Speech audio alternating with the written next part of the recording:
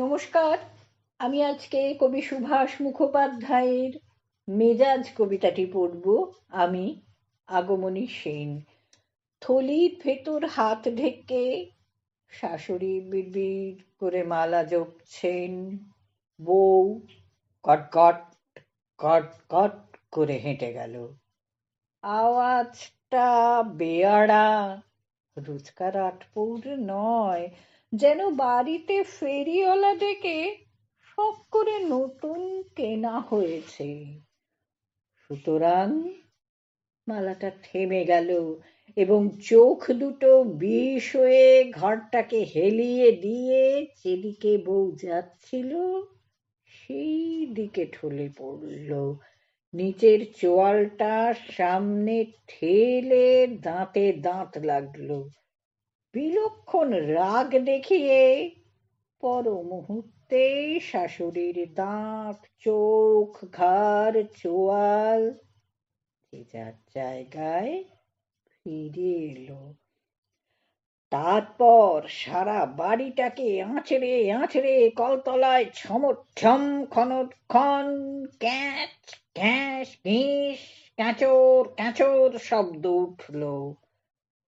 বাসনগুলো কোনোদিন তো এত ঝাঁঝ দেখায় না, বড় তেল হয়েছে। ঘুরতে ঘুরতে মালাটা দাঁড়িয়ে পড়ল। নোড়া দিয়ে মুখ ভেঙে দিতে হয়। মালাটা একবার ঝাঁকুনি খেয়ে আবার চলতে শুরু করলো। নাকে অস্ফুট শব্দ করে থলির ভেতর 5টা আঙুল হঠাৎ মালাটার গলা টিপে ধরলো। মিনসের আক্কেলও বলিহারি। কোত্থেকে এক কালো অলক্ষণে পায়ে খুড়ওয়ালা ধিঙ্গি মেয়ে ধরে এনে ছেলেটার গলায় ঝুলিয়ে দিয়ে চলে গেল। কেন বাংলাদেশে ফর্সা মেয়ে ছিল না? বাপ অবশ্য দিয়েছিল, থুয়েছিল। হ্যাঁ, দিয়েছিল। গলায় রসুড়ি দিয়ে আদায় করা হয়েছিল না? এবার মালাটাকে দয়া করে ছেড়ে দেওয়া হলো।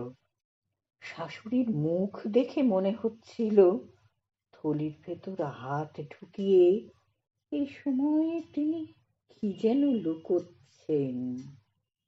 একটা জিনিস, কমাস আগে বৌমা মরবার জন্য বিষ খেয়েছিল। ভাসুরপোর ডাক্তার না হলে ও বউ এ বংশের গালে ঠিক চুনকালি মাখাতো। কেন, অসুখ করে মরলে কি হয়? ঠুঙি আর বলেছে কাকে? হাতে একরাশ ময়লা কাপড় নিয়ে কালো বউ গট গট গট গট করে সামনে দিয়ে চলে গেল। না, আর বাড়তে দেওয়া ঠিক নয়। বৌমা, বলুন। গলার স্বরটা ঠিক কাঁচা গলায় দেওয়ার মতো নয়, বড্ড ন্যাড়া। হঠাৎই দিমাগ এলো কোত্থেকে? বাপের বাড়ির কেউ তো হাই ফোটার পর আর এদিক মারায়নি। বাড়িটা যেন ঝড়ের অপেক্ষায় থম থম করছে। ছোট ছেলে কলেজে, মেজুটি সামনের বাড়ির রোয়াকে বসে রাস্তায় মেয়ে দেখছে। ফর্সা ফর্সা মেয়ে, বৌদির মতো ভুসুন্ডি কালো নয়। বালতি ঠনঠনিয়ে বউ যেন মা কালীর মতো রণরঙ্গিনী বেশে কোমরে আঁচল জড়িয়ে চোখে চোখ রেখে শাশুড়ির সামনে দাঁড়ালো। শাশুড়ির কেমন যেন হঠাৎ গা ছমছম করতে লাগলো। তাড়াতাড়ি থলির মধ্যে হাতটা লুকিয়ে ফেলে চোখ নামিয়ে বললেন, আচ্ছা থাক, এখন যাও। বউ মাথা উঁচু করে গট গট গট গট করে চলে গেল। তারপর একা একা পা ছড়িয়ে বসে মোটা চশমায় কাঁথা সেলাই করতে করতে শাশুড়ি ফোর ফোর হয়ে ভাবতে লাগলেন, বউ হঠাৎ কেন বিগড়ে গেল তার একটা তদন্ত হওয়া দরকার। তারপর দরজা দেবার পর রাত্রে বড় ছেলের ঘরে আড়ি পেটে এই এই কথা কানে এলো।